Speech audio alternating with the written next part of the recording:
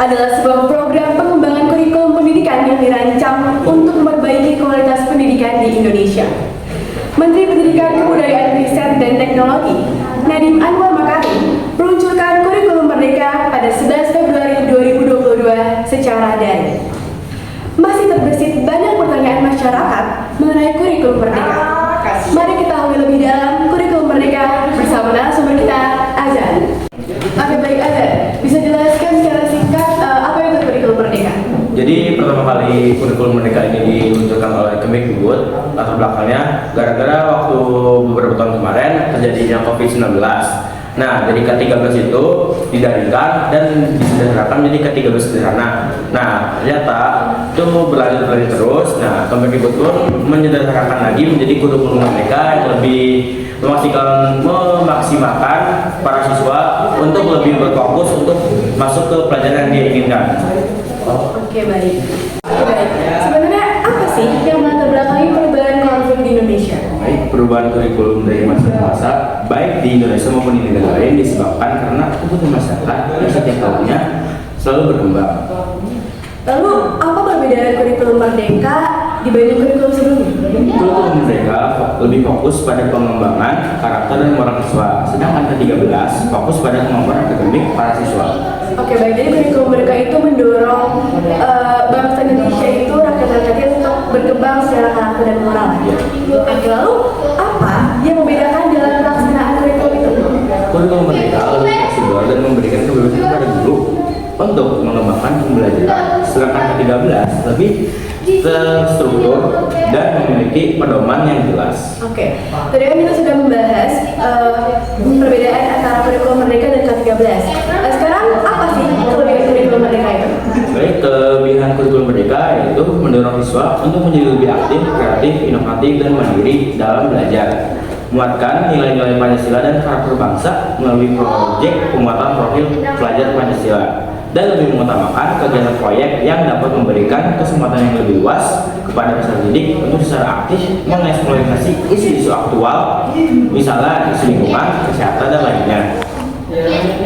Memberikan ruang bagi guru untuk berkreasi dan berinovasi dalam merancang pembelajaran sesuai dengan konteks dan kebutuhan siswa, dan menyederhanakan materi pembelajaran sehingga lebih fokus pada konsep-konsep penting dan relevan. Bisa berikan nggak ya contoh apa sih proyek-proyek yang dilakukan di sekolah? Jadi dalam program Merdeka kita proyek tuh bisa berbentuk video, dokumen, atau presentasi secara kelompok.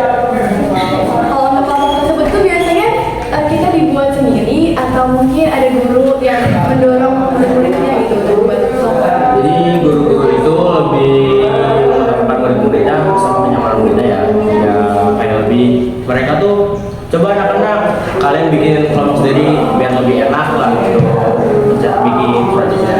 Jadi walaupun memang kita jadi ajarin untuk mandiri, namun guru-guru juga masih membantu kita untuk mengarahkan ya seperti itu. Oke, lalu karena kita sudah membahas kelebihan kurikulum Merdeka, ada baiknya juga kita membahas kekurangan kurikulum Merdeka. Lalu apa sih kekurangan kurikulum Merdeka itu?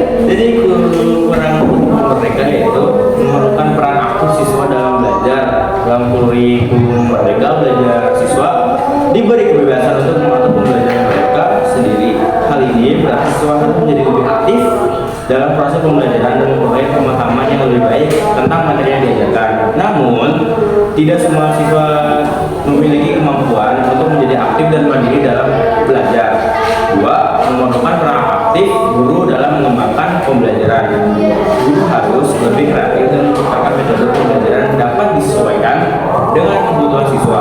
Hal ini memerlukan waktu dan upaya ekstra dari guru. Jadi guru itu harus lebih berefort untuk menjalankan pembelajaran kurikulum Merdeka ini. Ketiga, memerlukan waktu dan sumber daya yang lebih besar. Implementasi kurikulum Merdeka belajar memerlukan waktu dan sumber daya yang lebih besar daripada metode pembelajaran tradisional, karena siswa diberikan kebebasan untuk mengatur pembelajaran mereka sendiri. Guru harus mengeluarkan waktu ekstra untuk membantu siswa yang membutuhkan bimbingan tambahan. Selain itu, program ini juga memerlukan sumber daya seperti buku teks, peralatan yang lebih banyak. Jadi dalam kurikulum Merdeka ini kita membutuhkan alat-alat yang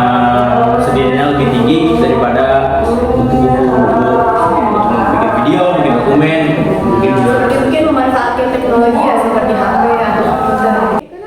Selain murid-murid yang perlu beradaptasi dengan pergantian kurikulum ini, pasti para pendidik juga harus beradaptasi ya kan?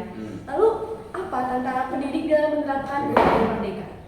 Tantangan kemampuan guru dalam pemberdayaan fasilitas teknologi yang berbasis digital, sebagaimana arah proses pembelajaran dalam kurikulum merdeka berbasis teknologi. Setiap guru diharuskan untuk menguasai teknologi digital sebagai basis dalam kegiatan pembelajaran. Dalam kondisi seperti inilah, maka guru harus mulai mengenal dan memanfaatkan platform pembelajaran. Baik, sekarang adalah sesi pertanyaan untuk para audiens. Bila ada pertanyaan, boleh mengangkat tangannya. Silakan notulen untuk dicatat pertanyaan dari audiens. Saya izin menjawab.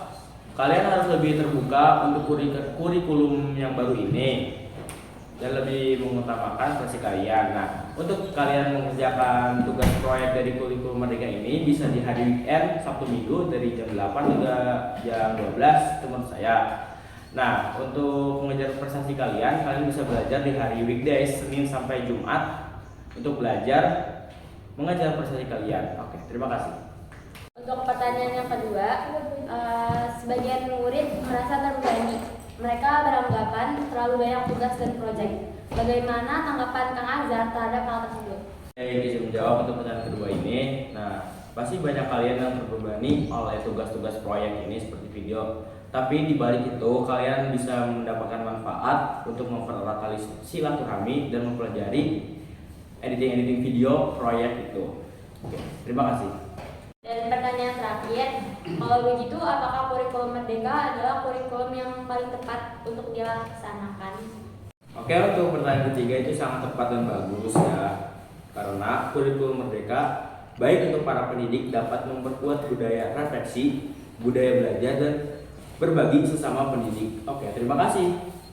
Oke, bagus sekali pertanyaan dari para audiens kita. Baik, langsung aja saya akhiri. Saya sebelumnya akan memberikan kesimpulan untuk percakapan kita hari ini. Jadi kurikulum Merdeka Belajar adalah inovasi dalam pendidikan Indonesia yang bertujuan untuk mengembangkan potensi dan minat belajar siswa, memberikan kebebasan kepada siswa dalam memilih minat belajar mereka, yang bertujuan untuk meningkatkan kualitas pembelajaran dan membentuk karakter siswa untuk mandiri dan mengurangi kesenjangan dalam pendidikan. Baik, saya silakan kembali kepada MC. Terima kasih kepada narasumber yang telah memberikan informasi dan juga kepada audiens yang sangat antusias dalam memberikan pertanyaan. Semoga informasi yang kita dapatkan hari ini bermanfaat. Saya Meisha Bagda Maulia Zahra, undur diri. Wassalamualaikum warahmatullahi wabarakatuh. Waalaikumsalam.